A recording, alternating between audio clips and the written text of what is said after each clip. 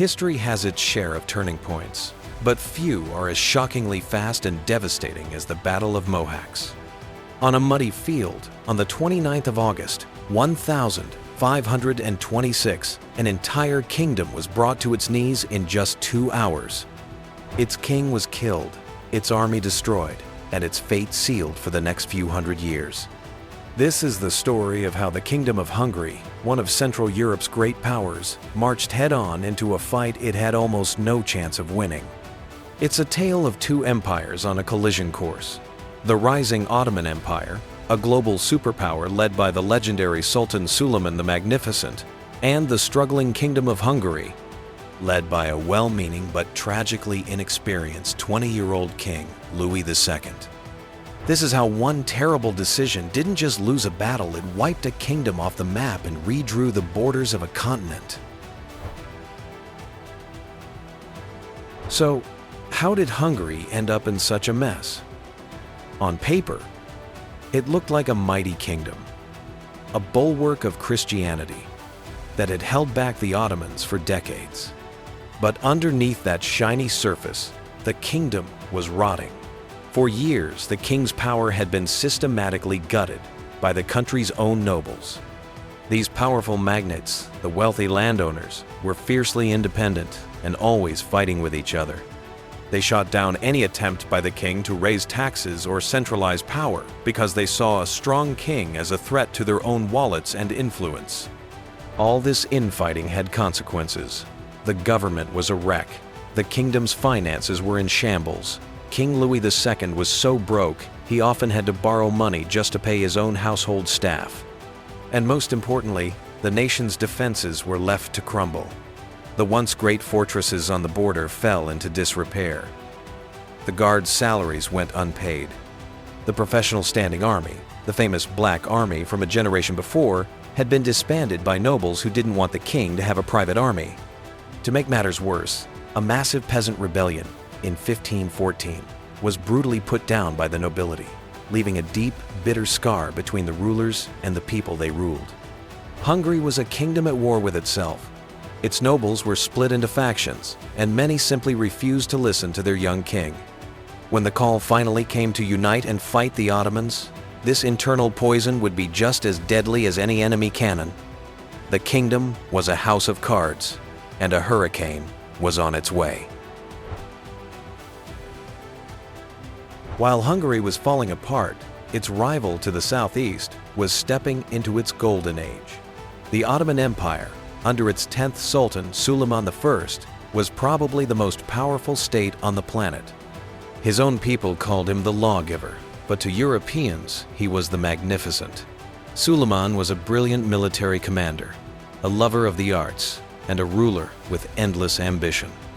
He had inherited a massive, efficient war machine, and he wasn't afraid to use it. His goal was to push his empire deep into Europe, and Hungary was standing in the way. Suleiman's army was a 16th century marvel. At its heart were the Janissaries, an elite corps of professional soldiers armed with the latest muskets. They were backed by the Sipahi, a force of heavy cavalry, and huge numbers of irregular troops.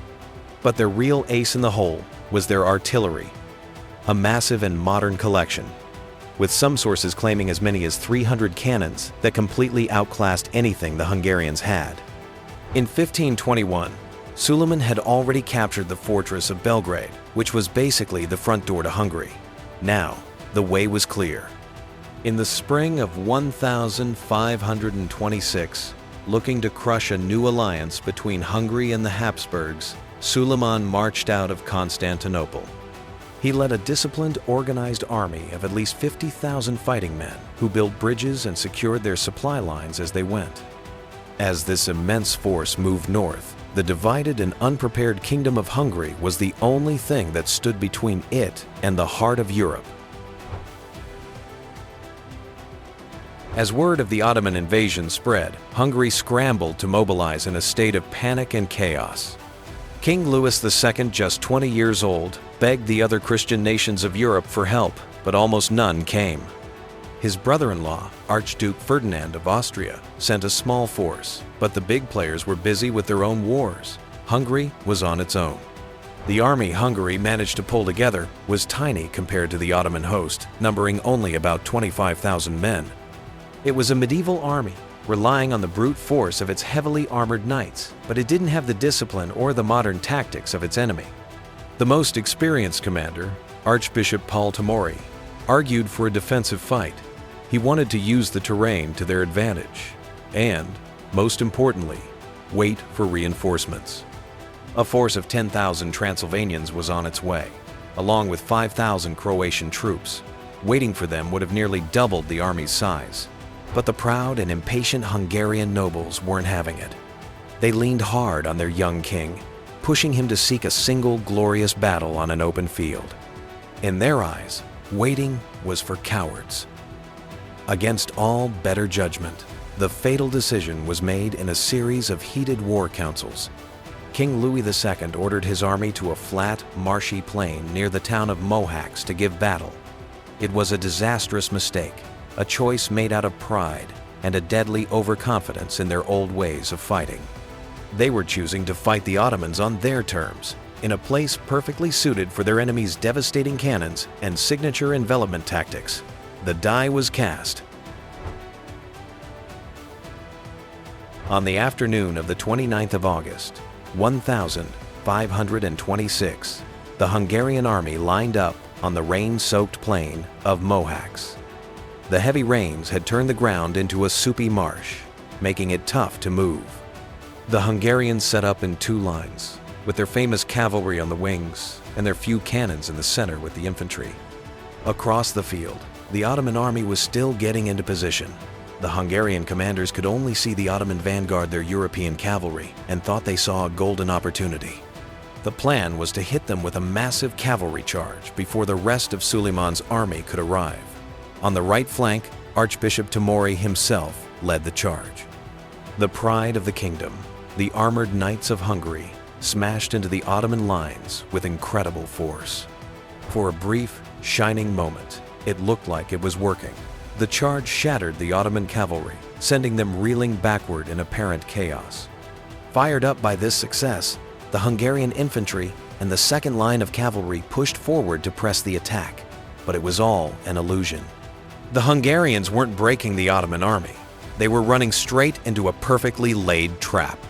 As the Hungarian knights charged deeper, they slammed into the heart of the Ottoman center, the Janissaries, arranged in a crescent, shielded by obstacles, and backed by the thunder of up to 300 cannons. The Janissaries unleashed disciplined, rolling volleys of musket fire into the tightly packed knights. The charge slowed, then completely broke under the storm of lead and iron. All momentum was lost. And then, the trap snapped shut. The Ottoman cavalry that had looked like it was running away had just faked a retreat. Now, they swung back around and crashed into the Hungarians' exposed sides. The entire army was surrounded. The left wing collapsed. The cavalry, their charge broken, started to flee, leaving the infantry totally isolated. The Hungarian center formed a defensive square and fought with unbelievable courage, but they were swarmed, outgunned, and hopelessly outnumbered. One by one, the pockets of resistance were swallowed up and destroyed by the Janissaries and Sipahis. The battle lasted just 2 hours. In that short time, the Royal Army of Hungary was wiped from existence. What came after the battle was a scene of total horror. The Hungarian army was gone. An estimated 14,000 soldiers, including thousands of cavalry, were dead. The kingdom's entire leadership was annihilated. Alongside Archbishop Tamori, 7 bishops, 28 barons, and thousands of other nobles lay dead on the field. In the days that followed, Suleiman reportedly ordered the execution of around 2,000 Hungarian prisoners. A grim story tells of their heads being piled into a pyramid in front of his tent. The most devastating loss, however, was the king himself. 20-year-old King Louis II was thrown from his horse while trying to cross a stream. Weighed down by his armor, he drowned in the muddy water. His death left the kingdom without a leader, creating a power vacuum that threw the country into a civil war. Suleiman marched his army to the capital, Buda, which was abandoned and surrendered without a fight. After looting the city and its treasures, including the king's famous library, the Ottomans left for the winter, but they'd be back. The defeat at Mohács was the end of the independent, unified Kingdom of Hungary. In the years that followed, the country was torn into three pieces. The center became a province of the Ottoman Empire, the east became the semi-independent state of Transylvania under Ottoman protection, and the west, called Royal Hungary, fell under the control of the Austrian Habsburgs. For the next 150 years, Hungary would be a bloody battleground for two empires. The Battle of Mohacs is one of the most decisive and tragic moments in European history. In Hungary's national memory, it's a catastrophe like no other. To this day, Hungarians use the phrase, "more was lost at Mohács," to describe a complete and devastating disaster. This wasn't just a military defeat. It was the death of a nation as it had existed for 500 years. The battle kicked off centuries of foreign rule and constant war, forever changing the balance of power in Central Europe. It's a grim lesson in how internal divisions, bad leadership, and underestimating your enemy can lead a nation to total ruin. The muddy field at Mohács became the grave of a kingdom, a stark reminder that the destiny of a nation can be sealed in a single bloody afternoon. If you find these pivotal moments from the past as fascinating as we do, make sure to subscribe and hit the notification bell. Let us know in the comments what piece of history you'd like us to explore next.